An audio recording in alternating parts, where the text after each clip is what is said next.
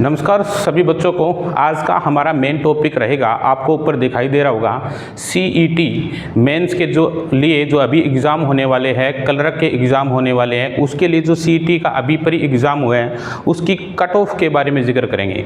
जो चारों की चारों शिफ्ट हुई है उनके बारे में हम जिक्र करेंगे। ठीक है, 26 को मॉर्निंग की शिफ्ट हुई है, 26 को इवनिंग की शिफ्ट हुई है, 27 को मॉर्निंग की शिफ्ट हुई है और 27 को इवनिंग की शिफ्ट हुई है। उन सभी के बारे में हम जिक्र करेंगे। इससे पहले मैं बता देता हूँ कि कुछ एक बच्चों के दिमाग में यही भी चल रहा होगा कि कौन सी शिफ्ट हार्ड थी, कौन सी इजी थी। इस पर मैं ज़्यादा बात नहीं करूँगा।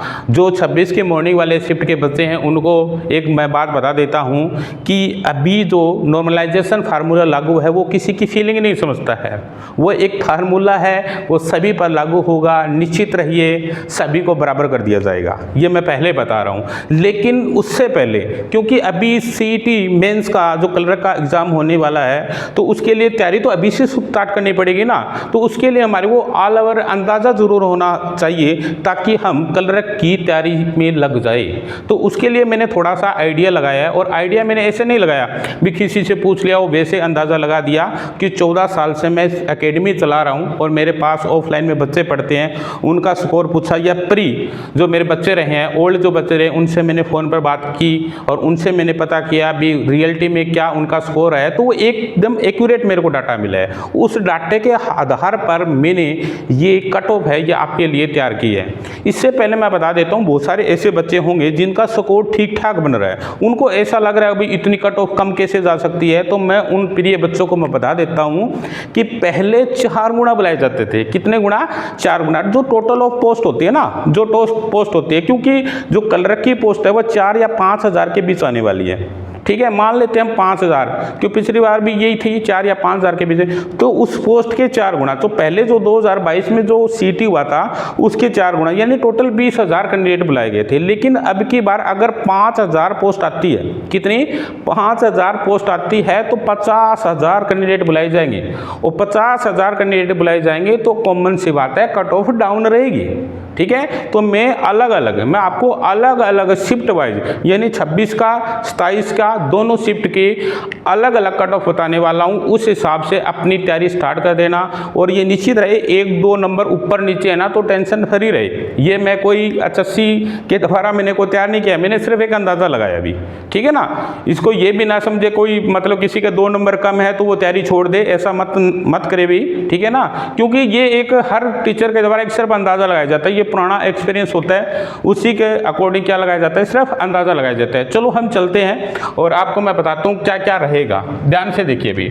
अब अनरिजर्व कैटेगरी की बात करते हैं, अनरिजर्व कैटेगरी की बात करते हैं और 26 की बात करते हैं। सबसे पहले यहाँ 26 की मॉर्निंग की शिफ्ट की बात करते हैं। अगर अनरिजर्व कैटेगरी यानी जनरल कैटेगरी से कोई बंदा संबंध रखता है तो 55 से 57 तक अगर उस बच्चे के नंबर बन रहे हैं वो निश्चित रहे क्लर्क की तैयारी करें।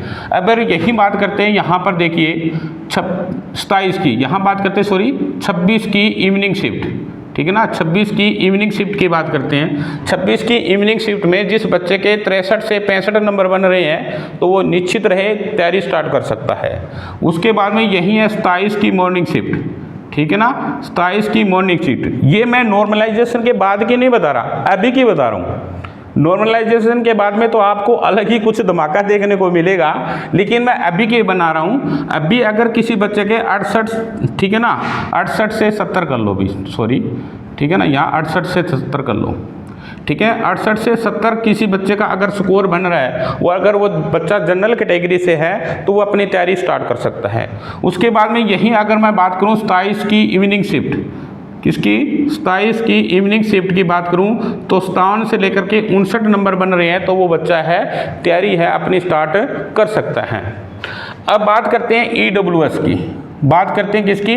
EWS की। आपको मन में बहुत सारे ऐसे बच्चे होंगे जिनके दिमाग में ये भी चल रहा होगा, यहाँ सिर्फ मैंने 1 नंबर का डिफरेंस बताया है, 1 ही नंबर का रहता है, अभी 1 ही नंबर का रहता है। रीज़न क्या है मैं बता देता हूँ। जब ये कट ऑफ जाती है ना, अलग अलग कैटेगरी की अलग अलग जाती है।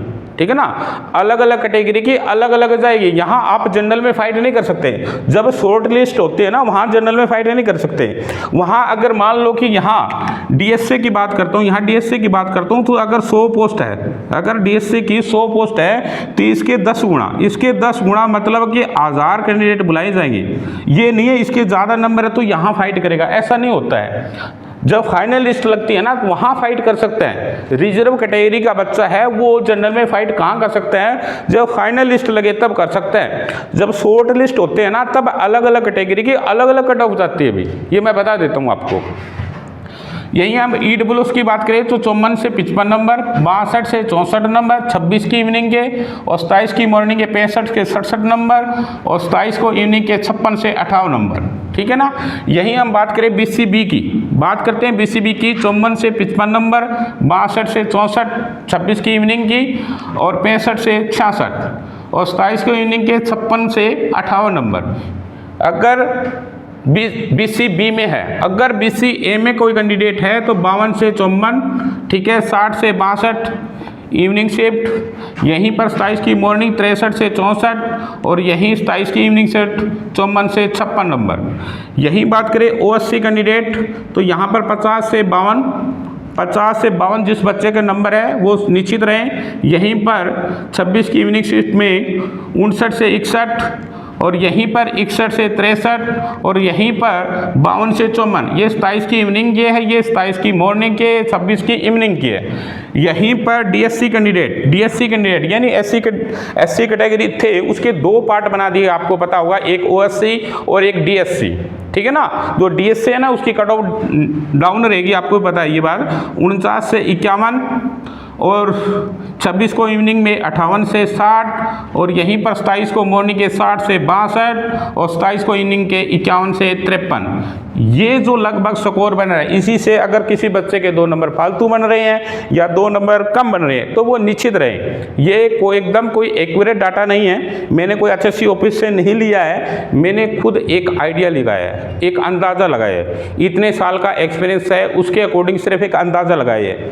ये निश्चित रहिए, अपनी तैयारी है वो ज़बरदस्त लग जाइए भी, ठीक है ना।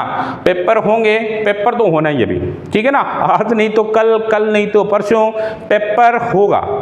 पेपर होगा, लेकिन अपनी तैयारी ने ऐसा नहीं। HSC का आपको पता होगा एकदम ऐसा होता है, एकदम से धमाका करते हैं, एकदम से फार्म भरवाए जाएंगे और एकदम से पेपर लेंगे, तब हम कुछ नहीं कर पाते हैं। इसलिए तैयारी अभी से स्टार्ट कर दीजिए, एकदम से जुनून होना चाहिए, मेरे को लगना है, जुनून के साथ लग जाइए। पेपर आज नहीं, पेपर लेने का काम है HSC का, हमारा काम है सिर्फ तैयारी करना। हम अपनी तैयारी सुचारू, जो रेगुलर बच्चा पढ़ेगा, जो रेगुलर बच्चा तैयारी करेगा वही नौकरी लगेगा, कन्फर्म लगेगा। आज तक का मैंने लगभग बच्चे देखे हैं, और ऑल सब्जेक्ट, ये नहीं है किसी एक सब्जेक्ट में परफेक्ट हो, सभी जितने भी सब्जेक्ट आपने CET परी दिया होगा और उसमें आपने देखा होगा भी कौन से सब्जेक्ट में आपकी स्थिति डाउन रही है, तो उस सब्जेक्ट पर सबसे ज़्यादा फोकस कीजिए, ठीक है ना। तो इसी के साथ हम वीडियो को समाप्त करते हैं। अगर वीडियो आपको अच्छी लगे तो मेरा चैनल है GK बाय टिंकू सर, उसको सब्सक्राइब कर देना, लाइक कर देना, और वीडियो को ज़्यादा से ज़्यादा शेयर कर देना। Okay, bye.